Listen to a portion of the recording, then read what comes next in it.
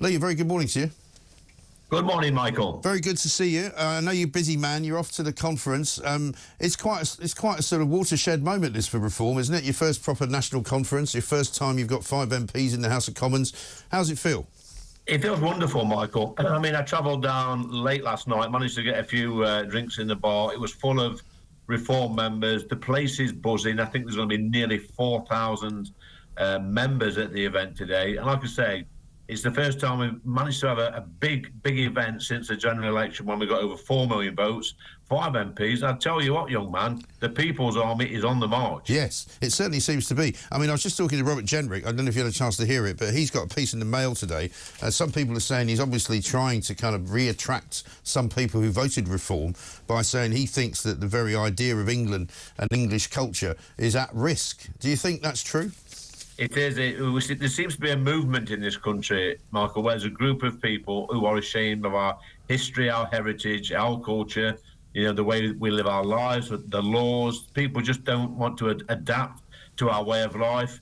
I've said it time and time again. If you don't like our way of life, our history, our heritage, our culture, then quite frankly, you can clear off and live somewhere else. Indeed. And coming up to this conference, of course, you'll have Nigel Farage, you'll have your other colleagues from Parliament. How has it been in Parliament? Because, you know, I get the sense that they're not that happy with you lot being there. They don't really like it. You know, every time you get up and ask them awkward questions, like your questions to Angela Rayner about Islamophobia and the definition of it, you know, just ridiculous moments where you can see them kind of sneering and kind of holding their noses, can't you?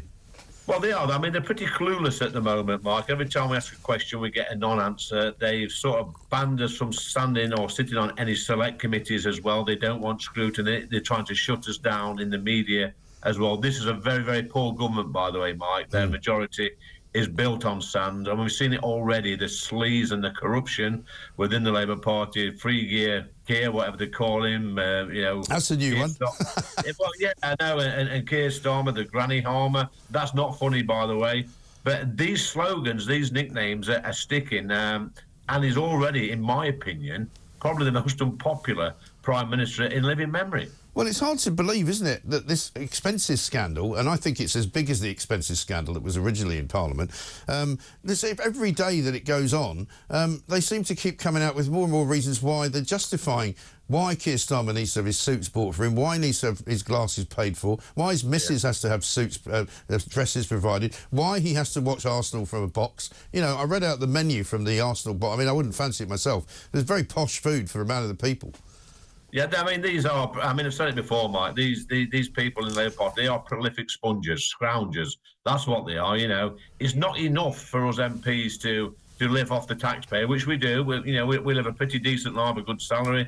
We get our expenses, we get our accommodation paid for in London. That's not enough for Sir Keir. He wants even more. I think it's over £100,000 he's sponged off people, he's scrounged of people over the past 4 or 5 years. And quite frankly, when little old lady, a pensioner in my neck of the woods, looks at this, who's just had 300 quid stolen off her, and she's going to have to put a couple of blankets wrapped around her during this winter period. She's looking at kids going to Arsenal, hospitality. Mrs. is getting free clothes, he's getting free glasses. It's unbelievable. They are scroungers. They should give it back. It really is incredible. And on the front page of the Times today, it says that they're actually lying about the economy because there's now £10 billion more in the budget than they thought, or that they've admitted to. The Bank of England is saying, well, now you can probably reverse that idea of taking away the winter fuel allowance, but Rachel Reeves doesn't want to. Well, Rachel Thieves, probably sometime in the middle of next week, Mike, will probably find another black hole from somewhere. They just use excuse after excuse. Look, they've robbed the pensioners. I sort of suspect that they may think that the pensioners probably on the whole vote Conservative or vote Reform. And let's give a little bit of money to our public sector workers because they'll vote for us at the next election. It's cynical and it's buying votes and it's disgraceful. It really is. There's been a lot of talk recently as well, Lee, about the structure of the Reform Party. We had Ben Habib on yesterday, but Nigel Farage was talking about it yesterday as well. Let's have a quick look at what he said. So I've now made a decision. I no longer need to control this party. I'm going to let go. We will change the structure of the party from one limited by shares to a company limited by guarantee. And that means it's the members of Reform that will own this party. I'm relinquishing control of of the company and indeed of the overall control of the party. It's now going to be the members, and that I think is the right thing. And it's the right thing because this conference marks the coming of age of Reform UK, and that's something that I'm very, very excited about.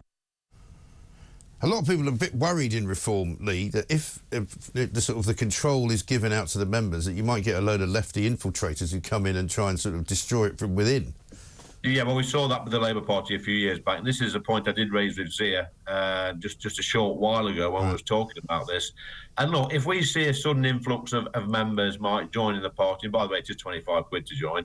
If we see a sudden influx, and that triggers a red flag, and we'll be looking at it very, very carefully.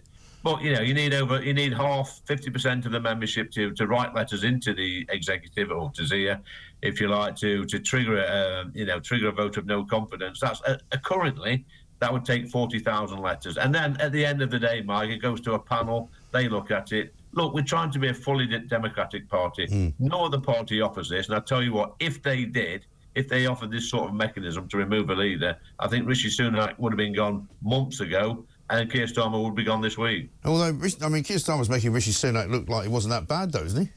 Well, exactly. I mean, I think Rishi had an image problem, to be honest with you, Mike. I mean, we look at the things that Sir Keir Starmer used to say at the dispatch box when he was attacking the government as the opposition leader, and he's come in and he's absolutely had a disastrous start. Like I say, he's the most popular Prime Minister in my lifetime, I actually think. It's unbelievable what he's achieved in such a short time. Yeah, I know. Well, I mean, people say to me every day, you know, it took the Tories 14 years to destroy themselves. It now looks like he's done it inside a couple of months. It really does, Mark. It really does. And I don't know, you know, I know we bang on about the winter fuel payment. I just do not know why. It's $1 billion. You know, that's a lot of money, but in the grand scheme of things, in the government budget, it's not a lot of money. He's actually, you know, he's hacked off a lot of people. Not just the pensioners, Mike, but you know, the relatives of pensioners. He's hacked off his own backbenchers, Labour supporters, and I see some of these silly people on X, which was Twitter before, coming on and trying to defend this nonsense. Oh, I know. But I'll tell you what, but I know your mate, Femi and Carol Vorderman and Lineker, and that, they've gone quiet on the... They've gone really quiet. Yeah, they don't say much at all these days. But the funny thing as well is, you know, what about Lord Ali, right? The mainstream media don't ask any questions about this bloke. He's given over £500,000 to Labour. Apparently, I had Jonathan Reynolds on here yesterday, and he wouldn't deny that he still had a pass to Downing Street. He wouldn't deny that he goes in every day, but he wouldn't tell me as well, what's his job? What does he do there? And what influence does he have? Yeah, well, this is the thing, Mark. When I was deputy chairman of the Conservative Party, I had to book in to go to Downing Street. You know, you had to go through the security clearances, the checks. You have to book in, tell them what time you're arriving. We didn't get a free pass, and half the cabinet don't get a free pass to Downing Street. But it would appear, Michael, that if you're prepared to buy the Prime Minister's missus a new frock or whatever, and clothes for the Prime Minister, that you can come in. I mean, it reeks, it stinks, it's unbelievable. It really is incredible. What are you hoping for this weekend in terms of, you know, what comes out of this first conference? Are you going to have a load of policy coming out of it, or just a more solid kind of belief in what it is you want to do?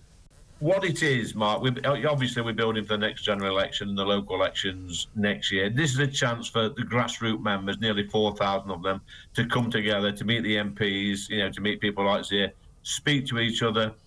Tomorrow we're going to talk about the democratisation of the party, setting up branch structures, you know, and policy forums and stuff like that. But really, I think it's a couple of things for me. It's about meeting the members, saying thank you. And it's about celebrating our you know, incredible victory. It was a victory in June. We got 5 members of Parliament, 4 million votes, and that's only going one way, and that's going up. Absolutely right. Well, listen, have a great weekend. Thanks very much indeed for talking to us. Lee Anderson from Reform UK.